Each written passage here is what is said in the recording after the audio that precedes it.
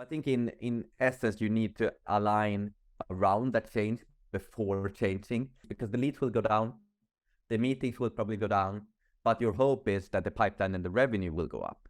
And you need to make that very, very clear until it happens. Because if you don't, when it happens, you will have to revert back. And that I have seen many times, like companies starting to focus more on quality, starting to do less lead gen tactics, but then they have to revert back only after a few weeks since the company got too scared.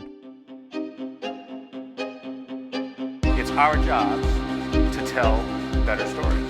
And always remember, it's the risk takers that are rewarded. People are sick and tired of being marketed to, and they're sick and tired of being sold. The single biggest story today in sales and marketing is how our customers are buying differently. Hello, Adam, and welcome to the Growth Hub Podcast. How are you doing today? Hey, it's really great to be here. It's I've been listening to you guys or to this podcast for a long time. So it's really cool to be here. Oh, that really warms our heart. We're happy to have a fan here, and likewise, we're also been listening to you.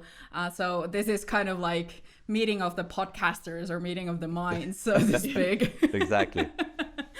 So essentially, we've asked you to come here to talk to us about marketing during recession, which isn't exactly an exciting topic to talk about. It can be a little depressing, but we'll try and see what comes out of it. In order to get the worst thing out of the way, like the worst possible question, start with the pessimism and we'll work from there. It's the Finnish way. Yeah. It's all doom and gloom now. Yeah. But, talking about doom and gloom, we want to hear your how you view the current situation. So the economic situation, especially in technology and SaaS business, it doesn't look very good right now. I mean, obviously there are sectors that are doing better than others, but do you think that this situation that we're currently facing is all doom and gloom for B2B SaaS companies? Should we, all be packing our bags, heading for the hills, and then, preparing for the worst? Yeah, I thought Finland was the happiest country in the world. You never see the doom and gloom. That's my perspective of Finland and Finnish people. Sorry to burst your bubble. yeah, that's really, it's really sad to me now. I feel like I have been in a lie for my entire life. But yeah, it's I think it's a really interesting situation we are in now, and I think it has been I've realized it over the last few months, especially how kind of different it is now. But it's also maybe more realistic in that sense. And I think it's different where you sell also. I think it has hit a bit harder in the US maybe than it has in Europe, but it's also slowly, it takes longer time for it to hit Europe usually. So I think we are now starting to see it even more here as well with layoffs and with all of those stuff.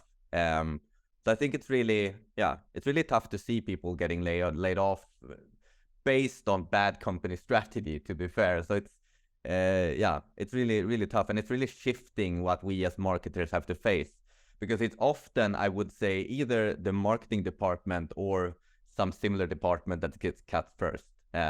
Because usually marketing can be seen maybe as more of a cost center, more as a revenue driver, even if we, of course, not believe that's the case, but it's often can be viewed as that. But sales, having a sales employee, you actually have a quota on them, and they are to bring in this quota, which is probably maybe the wrong way to go about it. But I think it's interesting, and especially for us, at GetAccept, we sell to mainly IT tech companies. That's the true ICP, and that is an ICP that is really tough right now. It's like, so for us, the question then becomes, should we continue with this ICP regardless of the situation, or should we maybe look at broadening?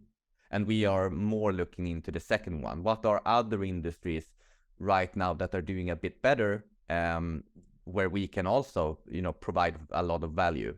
But then in terms of the IT tech segment, the conversation kind of shifts a little bit. So it's more about how can we help them, not get a completely new tool, but maybe more replace some tools that they have.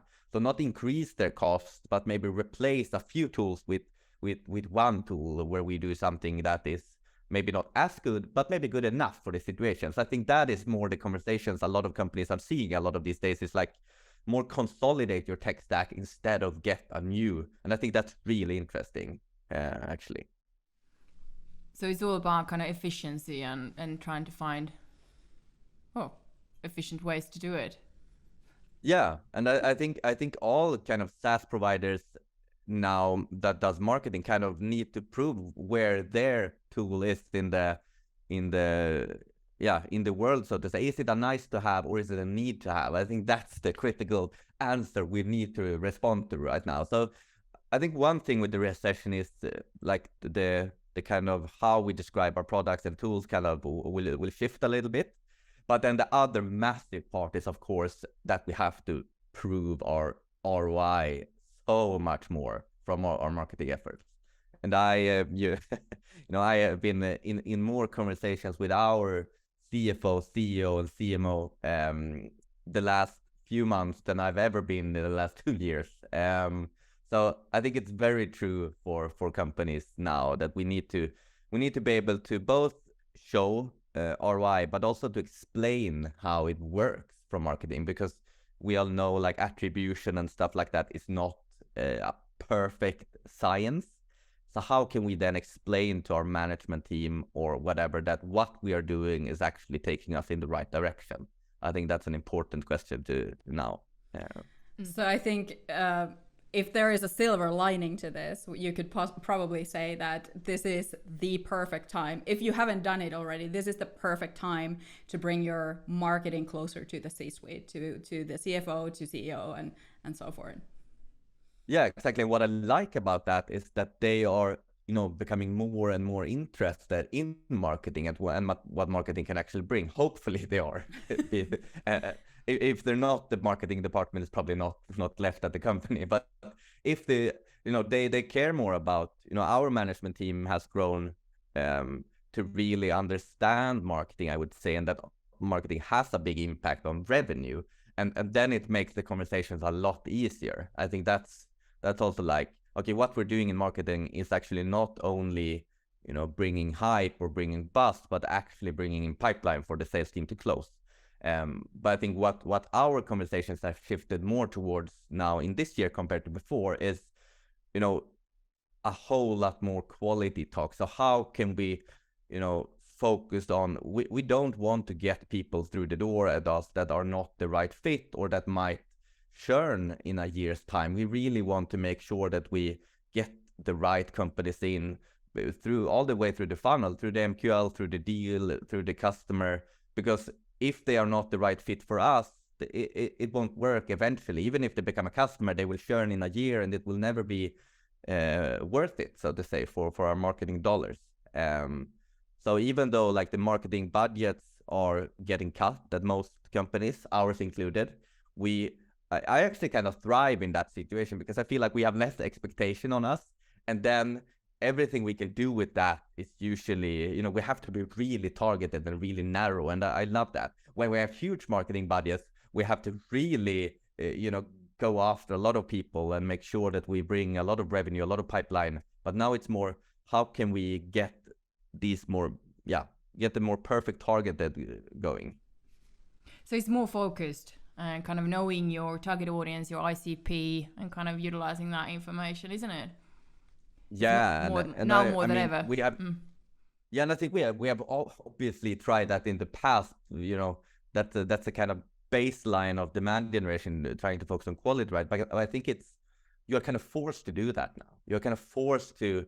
It becomes a little bit more like you're working with your own money than you're working with your company money. Like I feel that's where you have to do really great marketing when you work with your own money, because you care more about them. So I think that's a really good change actually. And for us, it's also, I think for many companies, we are obviously trying to go up market a little bit, trying to sell to larger customers because we believe that's where our product fits the best. And to do that, I think all companies, Series A to Series B, like we are, attract a lot of smaller customers naturally when we are a bit of a playful brand. So then it's more about how can we then give them a good experience without putting, tons of sales hours, tons of marketing hours on those accounts that is not valuable to us right now. I think that's important. Great. I do want to talk about the practical advice you would give to marketers at the moment, and what kind of things they should be doing. But before we get to that, sorry to be so pessimistic, but let's get this generalization out of the way first. What do you think are the kind of the worst mistakes that companies can make or are making with their marketing in the current economic situation? Yeah, I think the biggest mistake that people will, or that most companies will do now, is trying to leverage the tactics that they can see dollars coming in from, and that will usually mean that they shift their entire marketing budget to either Google, or no, they will shift it to Google probably, because there they can actually see that's dollars are coming in. Usually that's not the same case for social ads or for influencer marketing or whatever it is, but Google Ads is probably your most directly attributed channel. But the problem there is usually that most of the revenue or pipeline coming in is from your own brand. And then the question is, okay, where did they hear about us first? Yeah, obviously not in Google, somewhere else. So if we're not doing something else, there will be nothing to capture in Google. And I think that's the problem. That will work for maybe a couple of months, but eventually, maybe towards the latter parts of this year, that will have decreased by a lot, since you are not doing anything to increase your brand or spread your wings, so to say. And I think that is a big mistake we already see a lot of companies do.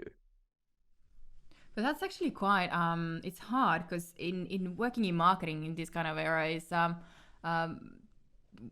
we are under pressure to actually focus on just the short-term goals and kind of delivering and bringing on those leads and kind of showing the numbers and all that, increasing revenue and all that.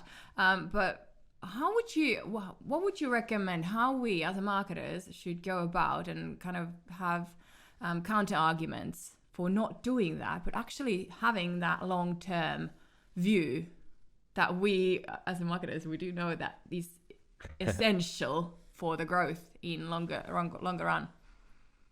Yeah, I think it's all, as we said before, like aligning with the C-suite is critical, but actually making it very practical and explaining, okay, say that we are focusing on 3 different channels, like explaining how those channels contribute to pipeline and contribute to revenue. If we take, okay, we are, as a B2B company, focused on LinkedIn ads. That's one of our biggest channels. How can we then explain how it contributes to pipeline? Because it drives some directly attributed leads and deals within our ICP, but not a massive amount. But what we can see is that there is a lot of, we can see that in the platform, like we call view conversions. So we can see people have viewed our ads, and then they have booked a demo on our site in some other manner. We don't know exactly how, but probably through Google or probably through direct traffic. But we can say that these ads have influenced the pipeline. And if we then increase the budget in those ads and the pipeline increases in general, hopefully that is working. So I think we need to find ways to explain it so that it has some numerical value on it. And for us, as an example, we have set targets on these view demos, as an example. So how much is our campaigns actually supposed to bring in terms of view demos, where someone has viewed an ad and then within 30 days or 60 days, it depends a little bit, have booked a demo somehow. Because I truly believe, for us at least, LinkedIn is a critical channel in terms of actually driving pipeline. But it's hard to show that directly. But if we can get buy-in for these more, indicational metrics, I think we are onto something. Is it too? If a company or marketing hasn't been doing that before, if they haven't shown that impact from brand and from all the kind of things around the short-term goals, it's going to be a tough battle to make that case right now, I think. Am I wrong in this? No, it's probably very true. It's going to be, and I think the easiest way to go about it, and kind of the way I have gone about it, is to I have like started with almost cutting everything. Let's start from scratch now. Let's because this is a perfect opportunity also. Perfect our baseline. So if we talk about paid marketing now, because that's usually where the arguments becomes, because that's where we spend money. Like if we take everything completely off for 1 month, what happens? And then we kind of go in a test and experiment-driven manner. So what happens if we put on one channel, one campaign on LinkedIn ads without doing anything else? Okay, it actually increased pipeline. Then we can show that stuff. I think that is more the approach we need to take now, like experiment, test in small segments. And when we see, and when we can show that it's actually, giving us pipeline or giving us the right ICP, MQLs, then we can scale them up. But I think it's a problem now to run too many things and not know what works. So that is basically what we have been doing, like push everything back and then kind of taking it in small batches. Okay, what if we run competitor ads on Google? How does that, work with pipeline? We run that for a couple of weeks and then we look into the results of that. If we run LinkedIn, a few campaigns, the results from that. So I think that is a more graspable method, I feel now. And also I feel like it's also very easy for the C-suite to understand when we have one experiment, these are the results from one experiment, and not like, we have these 5 channels, this is more for long-term brand awareness, and this is more for direct attribution. I think that's key. Yeah. Well, actually, that brings us to the next question, because I was going to ask you if somebody is kind of rethinking or redoing their marketing budget and what they're focusing on. I wanted to know if you have some ideas or suggestions what they should be putting that investment in, what they should be doing in marketing. But from your answer now, if I'm reading you correctly, it's not necessarily that you can recommend one channel or one tactic, but it's more like bringing things down, starting from scratch and doing experiments. Am I reading you correctly? Yeah. Would you say that? Yeah, you are definitely. I think there are some, channels that should be in a toolkit maybe, but I think you could go on testing about that as well. But I would recommend obviously always keeping some sort of Google spend up, like some sort of branded Google spend up. Like that I will never cut because that is bringing in a lot of revenue usually. So that is like the very, very basic baseline to keep that up, because usually we have a lot of competitors bidding our brand as well, and it would be foolish not to try to compete there. And the second one is, I think I'm obviously a big fan of LinkedIn, because I think that's a place where we can really say that our audience is and they hang out. So I think it's a place we need to be, maybe not in the same manner as we have in the past, but it's a good channel to do that in. And then I think Facebook has its place for, we use it more for retargeting purposes because it's so much cheaper than LinkedIn. But usually people tend to consume Facebook and Instagram for different purposes, so the content might change a little bit. But I think those 3 channels are still like the main toolkit of a B2B company. But I think, as you said, like maybe starting with just having brand spend on Google and then going from there. Maybe we add a competitor campaign in Google, as I said before, to test that out. Maybe we add one target audience in LinkedIn targeting, I don't know, sales leaders as an example on a specific market. And if we indicate during those weeks or months where we test that more sales leaders are coming into the pipeline, okay, maybe we are doing something right. I think that's also important to like distinguish the targeting you have on these platforms. And LinkedIn is a good platform to do that on. We have been narrowing our targeting a lot now. Basically a few reasons why. Yes, we have less budget, that we can't go as broad as we used to maybe, but maybe it's different times now. We don't want to go as broad. Yeah. So basically what we should do is kind of toss the yearly plan and kind of believe in ourselves and our wings that we can actually, by experiment, we can actually find the new things to do and go from there. But not really, like you mentioned earlier, you said that there's like the certain element of brand awareness needs to be there constantly. You need to do that. Yeah. Is there anything else that we should, in marketing do anyway, regardless of recession? And I don't think you don't have to throw away your marketing plan.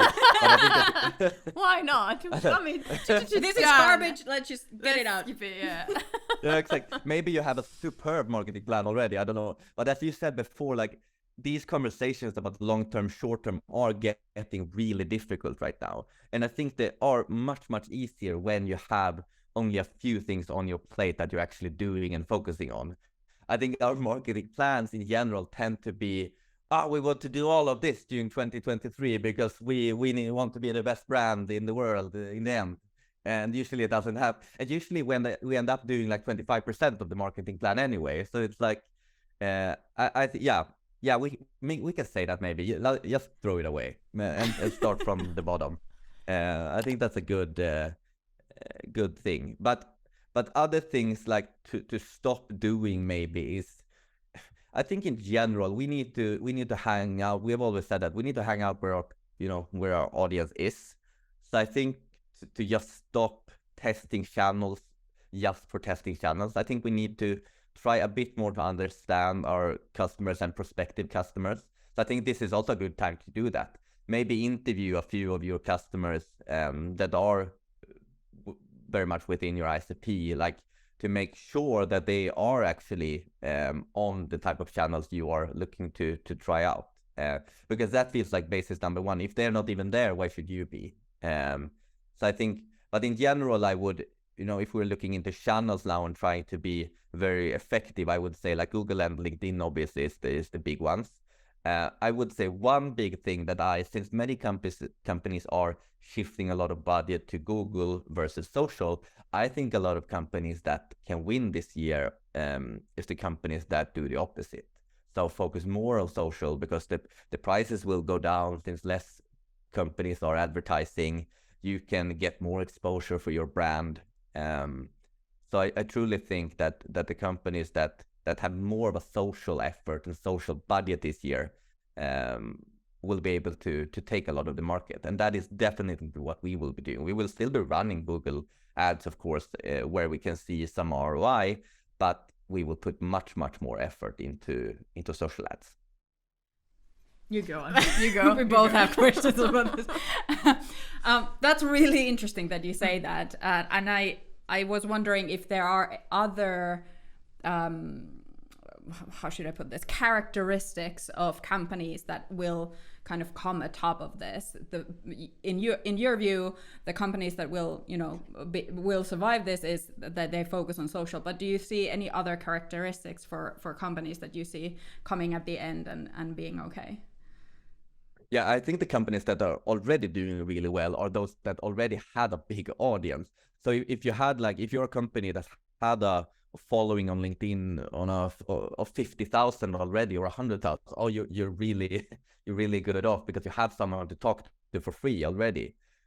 Same thing if you have a company where you have a lot of people within the company that have a big following on LinkedIn in your ICP, that's also a massive opportunity.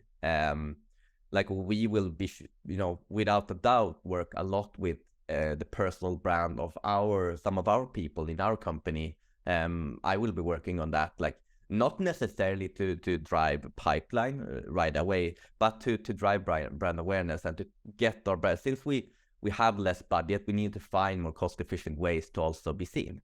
And of course, companies who have big communities.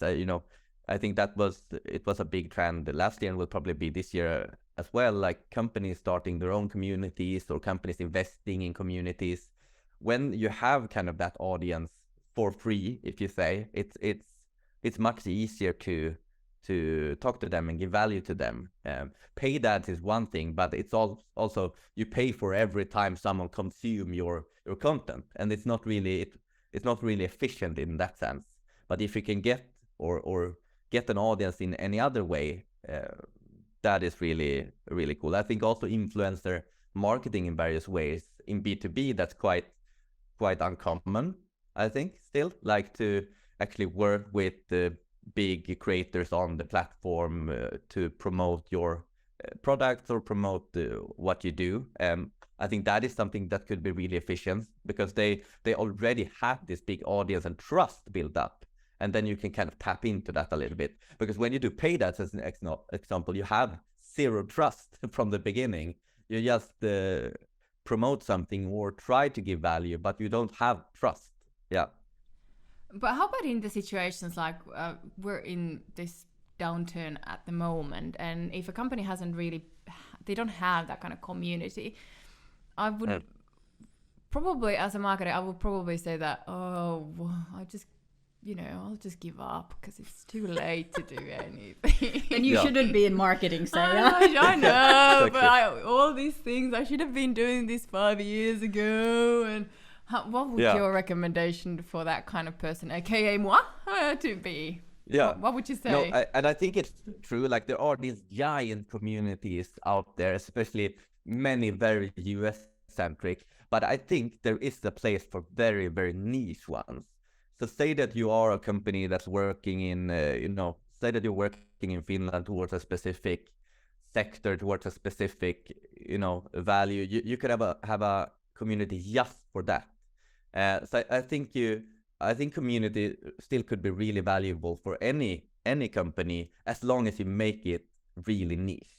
It doesn't have to be 5 to 10,000 people in the community. It could be 50 and still be really valuable. So I think more niche communities will really be what will grow now. And that could be niche based on the market you act on. It could be based on the market and some sort of persona you're working towards sales. You want to, you want different sales professionals to work together on marketing. You want marketeers within demand gen. You want content marketers to have their own community within a specific region.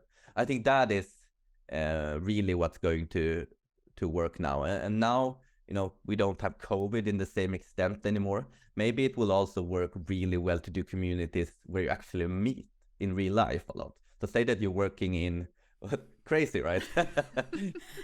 It's always online, but maybe it could work now to actually meet, to have 20 people you meet on a regular basis in your city. I think that's really cool. Fantastic. Oh my God, meeting people. Oh. Yeah, exactly. You have to talk to people. Okay, how would you... We have one more question about this, but before we get to the final question about this topic, can you summarize what would be, in your opinion, what would be that one thing that marketing should make sure that they do now, or make sure that they show right now in this situation? Can you say that there's only one thing? No, but I think you really, before you do anything, you need to prove ROI to your CFO, to your CEO, CMO. I think you need to show like that some of the things you want to do have historically provided ROI. And how you do that is of course the difficult part. But you need to get buy-in on doing things before you do them. Before it was more like just do, then ask, and then eventually we'll see the results. But now I would argue more ask first and then do. I think it's better now since money is so it's much harder to get and to obtain now. So to truly make sure that they also feel like we're doing very narrow, very targeted things. And I would say if you are spending 80% or more of your budget on Google, you really need to change that, because that will be hurtful this year. Thank you. So finally, you've already given us kind of flashbacks, if you want, to how you guys are doing things in GetAccept. So as a last question, can you tell us a bit more about that? Are you essentially living as you preach. You're the global demand generation strategy lead. That's, by the way, a mouthful of a title. Nice. But Yeah, it's insane. It's not good. It's not good. but so what in that position and what you do at GetAccept, and obviously you're not the only marketer there. What does your marketing playbook look like at the moment? Yeah, and I think it has, as you said, it has changed a lot over the. I think I've been at GetAccept now for 2 years, and how we work now versus back then. Yeah, it's night and day, to be honest. Not only because of the recession, but in general because of strategy and where we're going and so on. But I would say our marketing playbook, the biggest change that our marketing playbook has had is more these, if we call it demand creation, the brand awareness part has taken such a big portion of what we do. I think Frida, our CMO, put that out on LinkedIn the other day, how much, what our budget splits look like now for different channels compared to what they used to do a year ago. And only that tells me that I've done my job well to convince her. But no, I think it's that is the biggest shift in our marketing playbook, that we have shifted more towards channels or tactics to promote our brand and to spread our message more than just get leads through the door, for sure. And through that, it has also allowed us to become a lot more creative. If we take an example, take on social as an example, we don't run one campaign. We have, I think, 6 different categories where we constantly create new content and create new material for, because we feel like we need a full journey in that sense. We need everyone to hear about all of this stuff to really trust us. And that is a big change in our marketing playbook. It's easy to start things ads wise, but the hard thing is maybe to give people a complete picture. And that is what we have been doing now. Brilliant. Okay.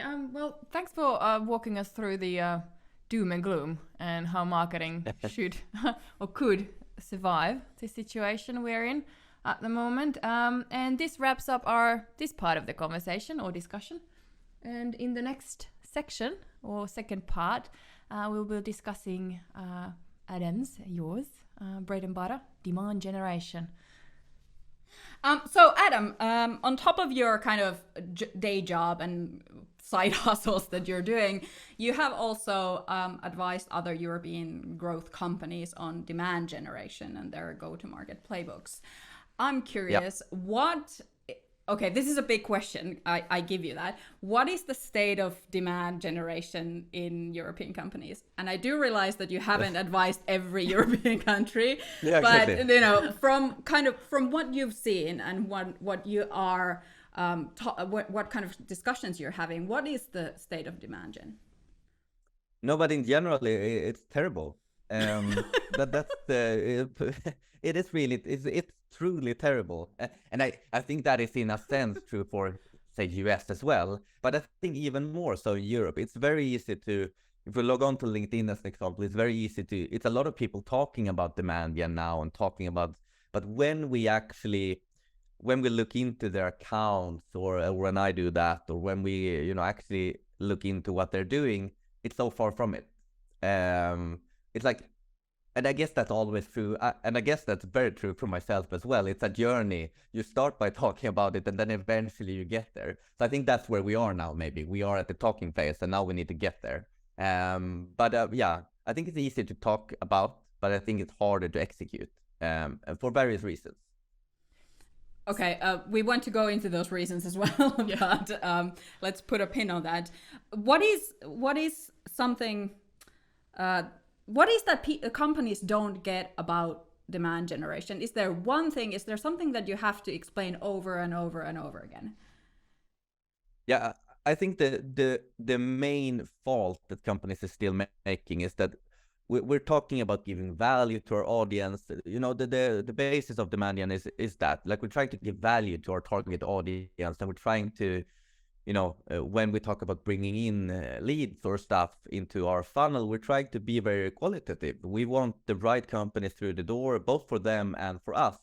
And I think that's where companies go wrong. Yes, they start by providing value and start by create. I don't think the creation phase is the problem here. People actually create a lot of great content, distribute it quite well, but I think the problem lies in them kind of measuring it and how they attribute success still, like how they work with the sales team also. It's still very, even if we say we want to focus on quality, it's still a lot of obsession around how many leads we bring in and how, how much meeting those turn into, instead of maybe at the end of the funnel looking at the revenue portion, and maybe instead how many companies that are getting into your funnel as a lead are from within your SAP, from your personas. I still see that as the main issue, and that it's not aligned with sales. Like, obviously, sales will always come running if the volumes are going down and asking what's happening. But if that is aligned, if they understand that you're only bringing in qualitative leads through the door, then they will understand that. And I would say for us, that's a shift that has been quite recent to get that understanding. And I think it's super hard. But I think that's where the measurement part and the success part is still where people go wrong. You can try to give value all that you want, but if you still just let everyone through the door in your enormous funnel, it will never work. Yeah. Do you think that that's because kind of sales has been pushing before, in previous times? Sales has been the one that is drives. Definitely one part. Yeah. Like many companies, maybe more so in Europe than US, are very sales heavy, sales led. So usually the sales departments in at least all the companies I've been looking at are, maybe 10 times bigger sometimes than the marketing department. And of course, they will have a huge impact or influence on the strategy. So I think to be able to move towards more of a demandian side, I think the sales side also need to move a little bit. And that is maybe the part that has not been able to work that well yet. Yeah. So pretty much all the marketers need to go to some sort of arguments class and kind of start stating the obvious to the rest of the organization and kind of, standing up for it, what we see that is meaningful. Yeah, exactly. And I think one exercise that I usually do early on is like we look at all of our historical pipeline, maybe take last year as an example. And then we split that out into, we call it high intent and we call it low intent. So we make two different funnels. We can also do that by segments. So we make sure the high intent one is maybe only companies within your SAP. And then we look like how much volume is coming into each stage, from an MQL to an SQL to a customer. And the same thing then for maybe other sources that are not in your SAP, like could be a free account or a web sign up or a webinar or whatever, and look at that as well through the funnel. And what we usually see, I would say in 99% of the cases, is like we have quite a low amount in the more high intent, the right segment, but the amount of revenue coming out there, the majority of the revenue is coming from there. And in the other funnel, we have a huge volume of leads coming in, but the revenue that's coming out of there is really small. And when that is it becomes very graspable for sales leaders as well, and for C-suite. So it's like, okay, should we really focus on this funnel that's costing a lot of money to put in? Say we can set a value, like everything we have spent dragging that in, but we got nothing in return almost. Or should we maybe even cut that completely and focus on just increasing this high intent one by a few percentage? That would make a huge. So I think that is an exercise that have worked really well, actually, all the times I've done it. Do you see any movement towards demand generation, or is it like you said earlier, it's more the talk phase still, and the movement is so small still towards lead generation, and all we're facing is the kind of the lead gen uphill? No, but I think there are, of course, some. I need to be the optimistic one now, I guess. So yeah, but I think there are some great movies. There are some really great European companies that's doing a good job. I really have to say that. Like, take Cognizant as an example, is a a super example. They are probably one of the Demandian leaders in the world, and they're a European company that's kind of leading and I think that's what needs to happen also in Europe. We need a few really good examples of companies growing a lot, utilizing this kind of strategy, not only utilizing but talking about it vocally a lot to make it happen. And I think the SaaS space, of course, is the development here is going faster.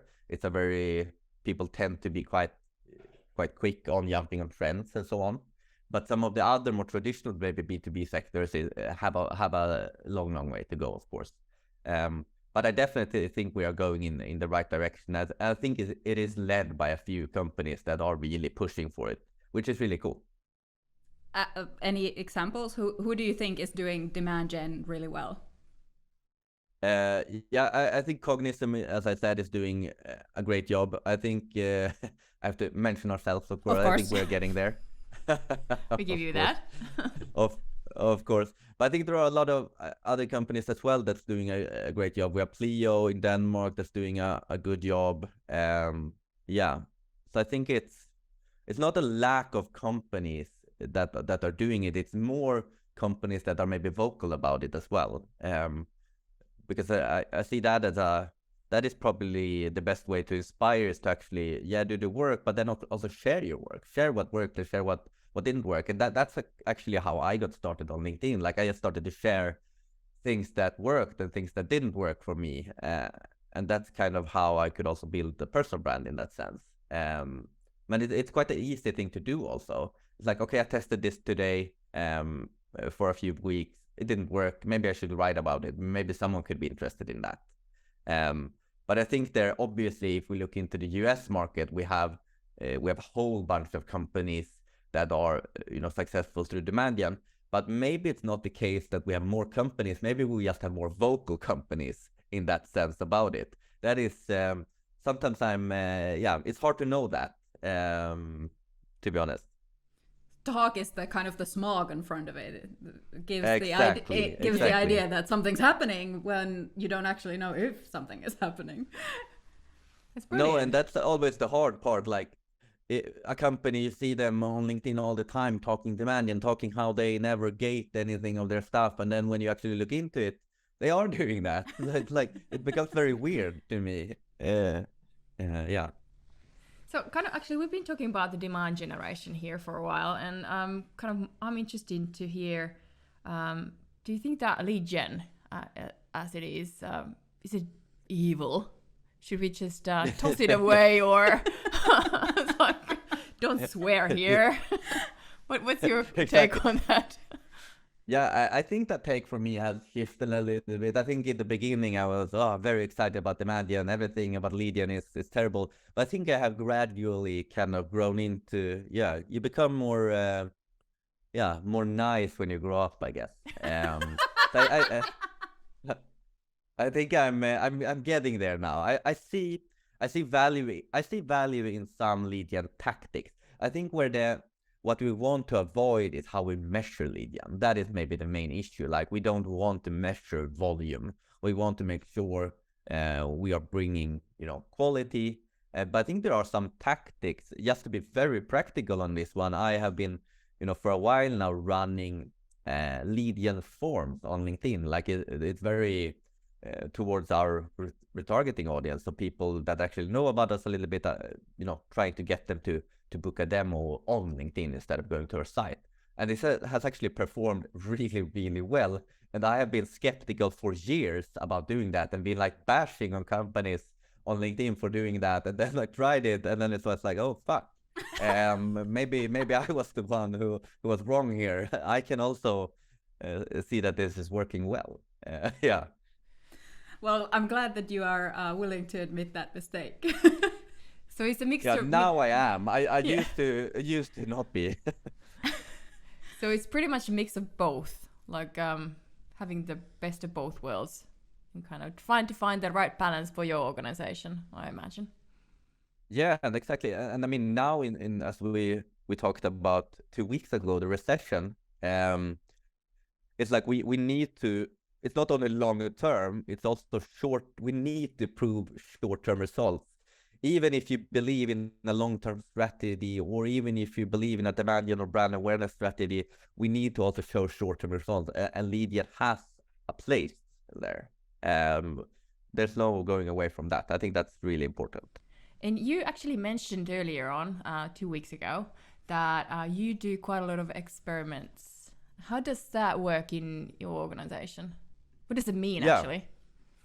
Yeah, and I am always been like one of my, as a person, one of my big USPs is that I tend to run very fast and tend to try a lot of things. And my bad thing then is that I'm terrible at structure. So now I've had to work with that a little bit. So what we have been doing a lot now is we've always been doing experiments in some kind, but do it in a more structured way. Like taking a step back, looking at everything we're doing, keeping what we see. Look, this is definitely working. The things we can actually prove a little bit that is working. Yeah, that we might keep. But other than that, try and cut down as much as possible just to launch one experiment at a time. That can be any channel. But for us, usually we are pretty heavy on Google, LinkedIn, and Facebook, our three main channels, I would say. So then that might be, okay, these 3 weeks we launch one campaign on LinkedIn about some sort of topic. We launch one campaign on Google, and those are the 2 experiments we run for these weeks. We make them very well, but we also are very structured in how we measure results, and we set very structured KPIs.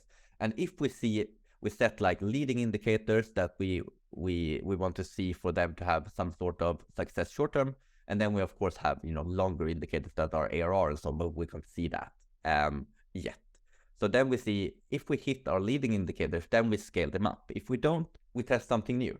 So that is kind of how we've started to work now. And I think it's a really fun way to work also, because I think it's so hard, for me at least, it's so easy to just launch stuff, just keep going, just look at the next stuff, but never look back. And now I'm kind of forced to do that, because I also want to present the results now to our CFO, to our CMO, to our CEO, to, okay, this test, they actually know what test we're running now. That wasn't the case before. They know what we're doing on Google. They understand that. And then I, of course, want to show the results, bad or good, and show also what are we going to do next.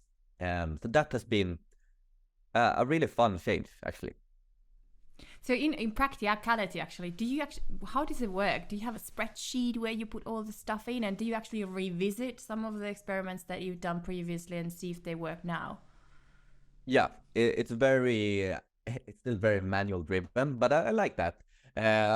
We shouldn't disregard spreadsheet. We don't have to automate everything. Of course, the experiments mostly run in the channel of their own, but we combine them in a sheet, of course. We have historical experiments in there as well, so we can see okay, we have tried this before, maybe that's not what we should try now.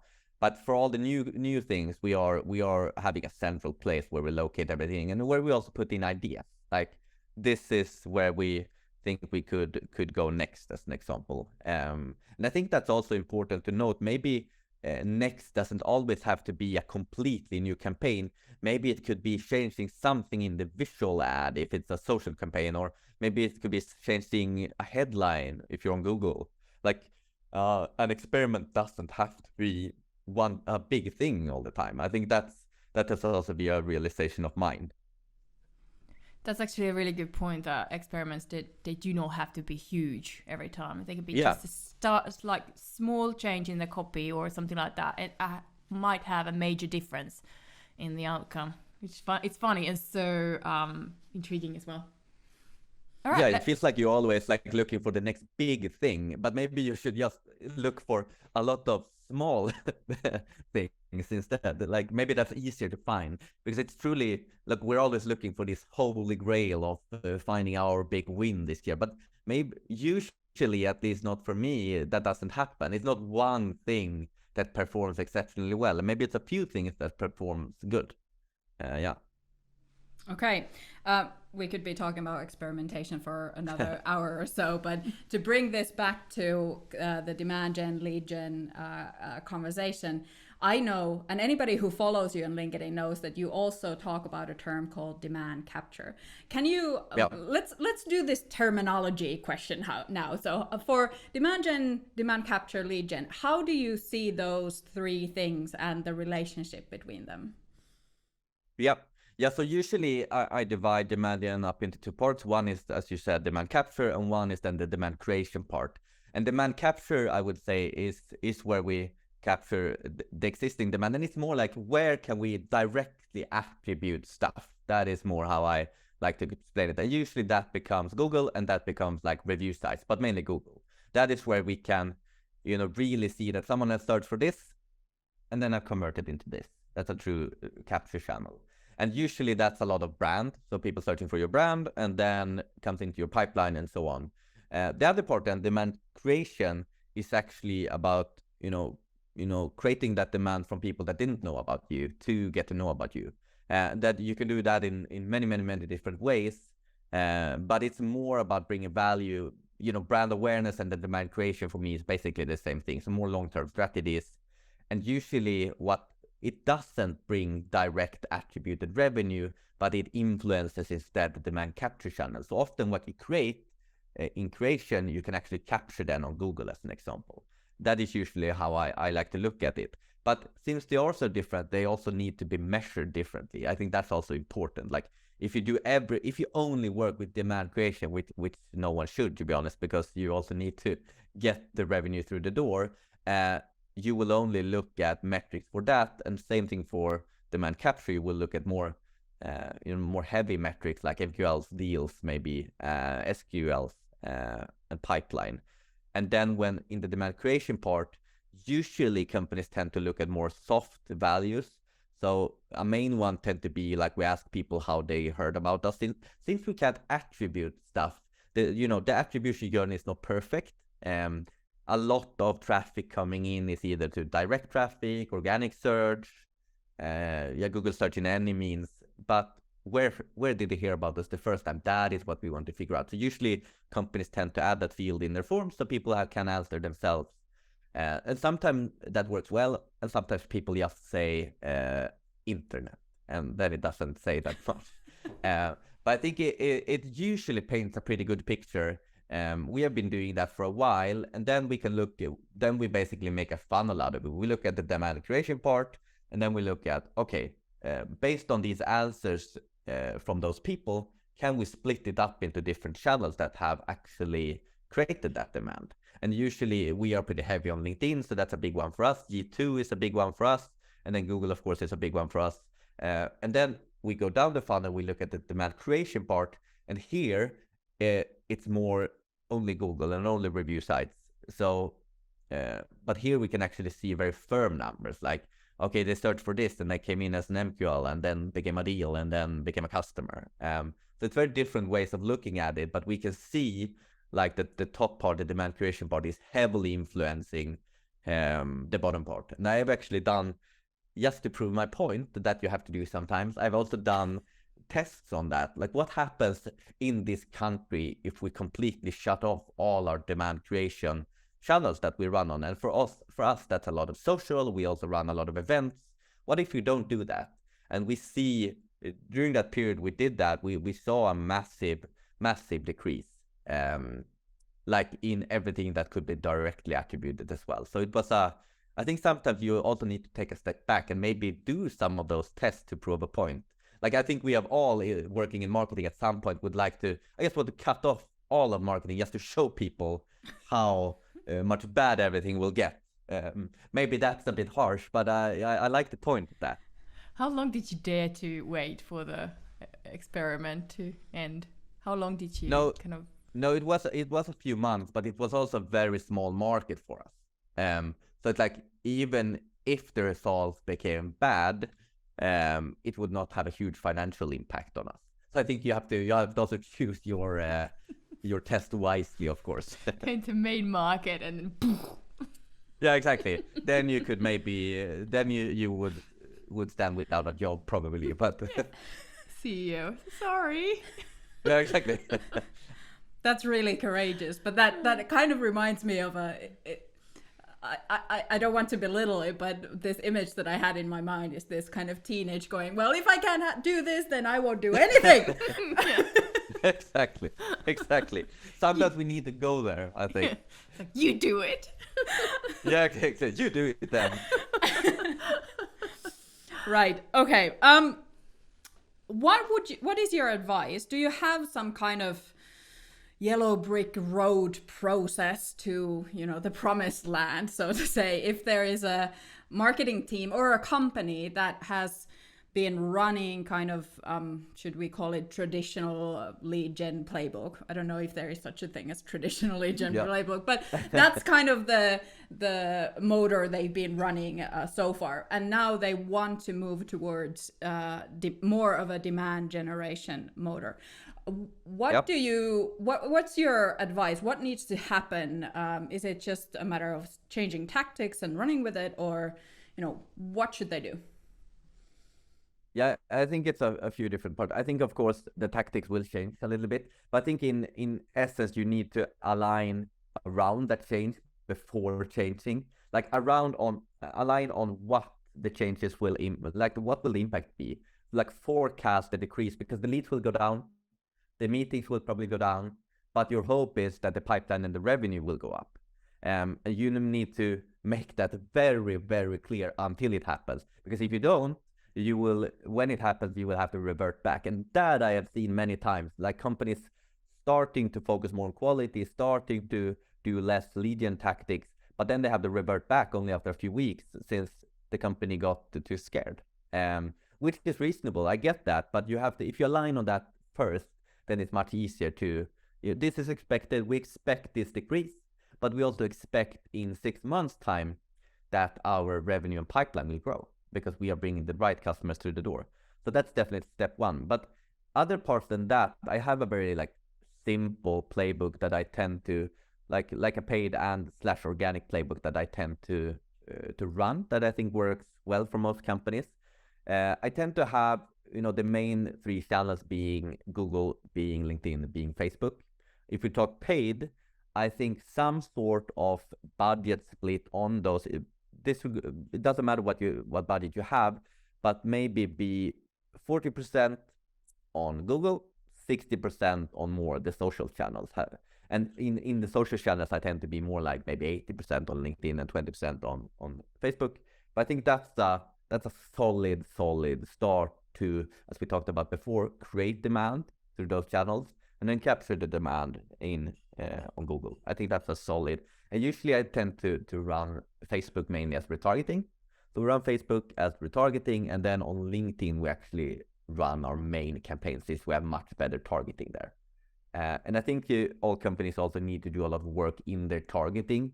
Like LinkedIn has some flaws in who they target and how what companies you're actually shown to. So I think you can do a lot of work there. There are a lot of providers doing that you can get help from. So I think that's important.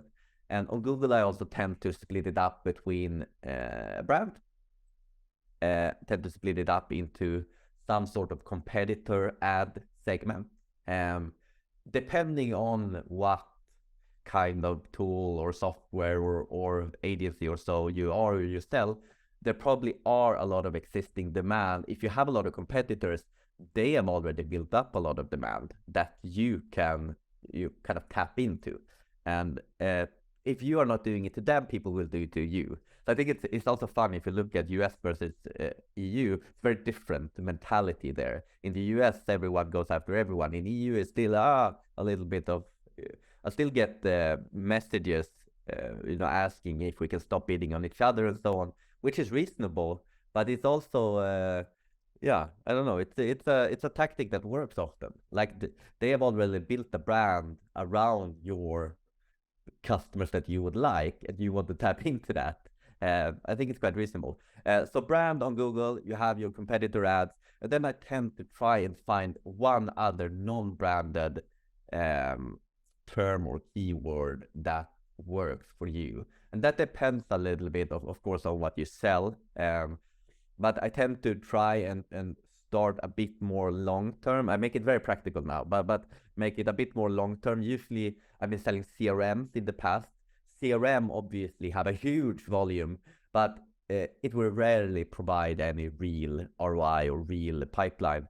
But maybe you can get value from, the best CRM in the UK. That is something you could tap into, or finding finding these few non-branded terms where you place your bets on. And again, experiments here. I tend to run a few of those at a time and see if they work with my leading indicator, and then I scale them up. So I would say those three are my main in the playbook. And then organically, I would say also LinkedIn here for B2B is massive to try and grow that organic following. So usually tend to have a channel where we or I post something every day, just to get that consistency up, and have a very clear niche about what we're posting about. So yes, your company is selling some sort of solution, but that solution is hopefully connected to some sort of area. Say that I was selling a demand generation software. I would probably not talk about the demand generation software, but I would talk about demand generation and why I care about that and why people should follow this account. So I think those are without a doubt the most important things, disregardless of what B2B company it is. I think everyone can get those to work. That's a nice yellow brick road there for us to skip and hop on. Yeah, and don't apologize for being practical. We love practical, so Yeah, there's something that definitely. people can try. But I think that on top of the practical things that you went through, I think the very first thing you said is also really important. Like if you start doing more demand generation, and when you reach that point where you get your kind of wobbly feet and you are worried that this is not working and oh my god and what's happening, then kind of still push through that feeling and don't revert immediately back, at least. No, I still get anxiety like when I the volumes are dropping again. We're hoping for results in 6 months. So we're really hoping. It's like it's tough, right? I also think like we can rely on data a lot, but I also think that is my like sometimes it's just gut feeling. It just has to feel right as well. I think we can indicate stuff with data, but I also think we as marketers have a mind of our own. Like we know what works best we know our product, we know our customers hopefully, and this is what we together with data feel like is the way forward. I think that's also important. I love that you mentioned data. It's a passion of ours, but actually brings us to the next question that about metrics. Like what are those metrics that we should follow in demand generation in your opinion? Yeah, and that's usually where the biggest change happens when you move from more of a lead gen tactic. You move from a more of a volume play, getting leads through the door, to more quality measures. And usually that means instead of obsessing over MQLs necessarily, you look at maybe more high intent MQLs. So the people that have actually reached out wanting to talk to sales. That's the main one. Like that's the leading indicator getting people through the door. We have more and more people coming through here that are looking to talk to us. Because we think that will correlate well with revenue. And those MQLs, of course, should be qualified so that you make sure that they are in your ICP. Because often it's also the case that a lot of companies come through the door that might not be a right fit. And that is handled very early, so you don't run an entire sales process and then figure it out. So I would say high intent MQLs is maybe the biggest leading indicator that you can have. And then we have, I think, both. We've had like deals is of course important when the meeting is booked, but we've also added now what we call SQO. So it's the part after the meeting has actually been held, so to say. So was this an opportunity or was this not? Because then we can truly say that this was quality. Now we have had someone from sales saying like this is an opportunity for both us and for them going forward. And if we see that the high intent MQLs go up as an example, but the SQOs is actually going down or standing still, okay, maybe we are not bringing in the right stuff then. So I think it's all those are very good leading indicators. But then for more lagging indicators, where we truly want to see progress is the pipeline. So the value basically that the sales reps have set on all of these meetings, and then revenue, of course. But pipeline is maybe more graspable, and it's also usually the best way to align with sales because they also look at that constantly. So we look at pipeline, I would say from a week to week basis from marketing also, like what do we have up for closing from marketing attributed sources here, and how can we help, if we can, to support that? Which also makes it very nice if we reach out to someone in sales that is responsible for a deal that's all about the close, like just cheer them on a little bit. I think that's quite cool, because it's not that common from a marketing perspective to have a good understanding of deals, and that is one thing we are trying to do more of this year, to really align and have a good control of what's in the pipeline from marketing as well, to make sure they know that we are here as well.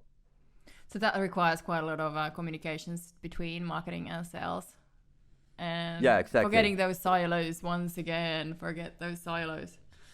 I feel like maybe pipeline is the easiest way to bridge that, because they always look at pipeline. And if we also look at pipeline, it makes it very, very clear in a way. I think MQLs and stuff like that is sometimes hard maybe to align around, but maybe it's easier. Pipeline is easier. Yeah, and you get the ownership as well from sales, kind of credibility. Yeah, personally as a marketer, I would absolutely love if I could have visibility and conversations with sales about our pipeline and what we can do to help there and things like that. So that would be my dream come true, or one of them. Yeah, because often it might be so, like they might be looking for valuable piece of content that they would need to send out around something that they have a hard time getting, or things like that. That's very easy. Great. Brilliant. We have only 2 more questions left, and then we are going to let you go and do actual work today. So this has been such a great conversation on demand generation, and there have been so many things that people will be able to kind of take with them and try them out. But do you have a quick summary of, or quick points about what are the do's and don'ts of demand generation? You can choose 1 or 2 or 3 points, but quick summary, do and don't. Yeah, I think quick summary of demand generation is, 1, to get aligned before making an actual change with whoever that may be. If it's management, if it's sales, well, you need to have buy-in before actually doing anything, because otherwise it just won't work. You will have to revert back eventually. That is definitely step 1. And I think step 2 is to create a very clear experimentation, or whatever you call it, playbook, framework, that you also explain how you will work to everyone else. We will test one thing at a time. We will show the results that we get, and then we will go from there. Because I think that will also make the change much easier. If you just make a change everything at once, you will have a hard time argumenting and explaining that.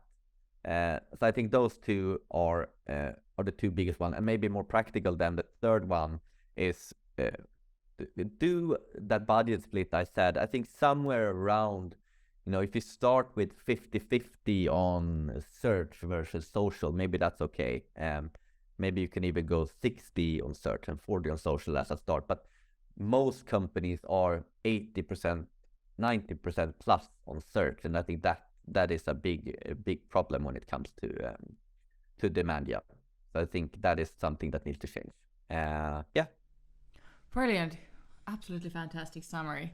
Maybe we should now move on to the last section of this episode, which is called the Fast 5.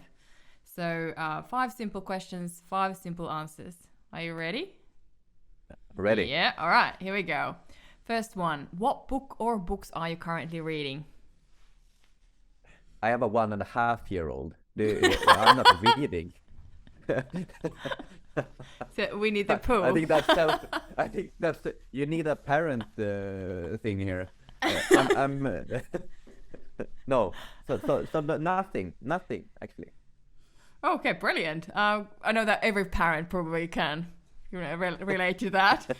A SaaS company you love and why? Say that again. A SaaS company you love and why do you do that? Yeah, I think I have to say Chili Piper. I think it's a solution I use. So I think it's cool. But it's they have created such a good brand, and they have such an organic presence that I'm I'm just so impressed with how they've created that, and they get so much hype and buzz in the market that I'm really jealous about. Okay, next one. What is your favorite place to read about growth? Books, not obviously. Or when you have the time. when you have time, when you have time, and not the toddler there around. No, but I'm a big podcaster and a big. I think I get most of my knowledge from LinkedIn and podcasts, to be honest. The various podcasts, your own, very good, of course. But I think there are a lot to learn by listening to other people and what they say. Exactly. Here. What is the most important growth metric in your opinion? Pipeline. What is your best piece of advice for fellow SaaS marketers? Start proving your points very early. I think I've learned that the hard way, so to say. I think align and prove and then scale. I think that's good. Yeah. Fantastic. Well, that is it. Thank you, Adam, so much for taking the time and coming to visit our podcast. It has been an absolute pleasure. Yeah, thank you so much for having me.